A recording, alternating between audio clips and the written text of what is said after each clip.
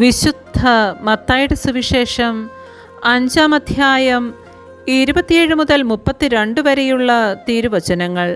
വ്യഭിചാരം ചെയ്യരുത്. വ്യഭിചാരം ചെയ്യരുത് എന്ന് കൽപ്പിച്ചിട്ടുള്ളത് നിങ്ങൾ കേട്ടിട്ടുണ്ടല്ലോ. എന്നാൽ ഞാൻ നിങ്ങളോട് പറയുന്നു, ആസക്തിയോടെ സ്ത്രീയെ നോക്കുന്നവൻ ഹൃദയത്തിൽ അവളുമായി വ്യഭിചാരം ചെയ്തു കഴിഞ്ഞു. വലത് കണ്ണ് നിനക്ക് പാപഹേതുവാകുന്നുവെങ്കിൽ അത് ചൂഴ്ന്നെടുത്ത് എറിഞ്ഞു കളയുക. ശരീരമാകെ നരകത്തിലേക്ക് എറിയപ്പെടുന്നതിനേക്കാൾ നല്ലത് അവയവങ്ങളിലൊന്ന് നഷ്ടപ്പെടുകയാണ്.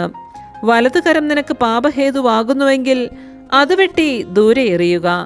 ശരീരമാകെ നരകത്തിൽ പതിക്കുന്നതിനേക്കാൾ നല്ലത് അവയവങ്ങളിലൊന്ന് നഷ്ടപ്പെടുന്നതാണ്. ഭാര്യയെ ഉപേക്ഷിക്കുന്നവൻ അവൾക്ക് ഉപേക്ഷാപത്രം കൊടുക്കണമെന്ന് കൽപ്പിച്ചിട്ടുണ്ടല്ലോ. എന്നാൽ ഞാൻ നിങ്ങളോട് പറയുന്നു, പരസംഗം നിമിത്തമല്ലാതെ ഭാര്യയെ ഉപേക്ഷിക്കുന്നവൻ അവളെ വ്യഭിചാരിണിയാക്കുന്നു. ഉപേക്ഷിക്കപ്പെട്ടവളെ പരിഗ്രഹിക്കുന്നവനും വ്യഭിചാരം ചെയ്യുന്നു. നമ്മുടെ കർത്താവായ മിശിഹായ്ക്ക് സ്തുതി.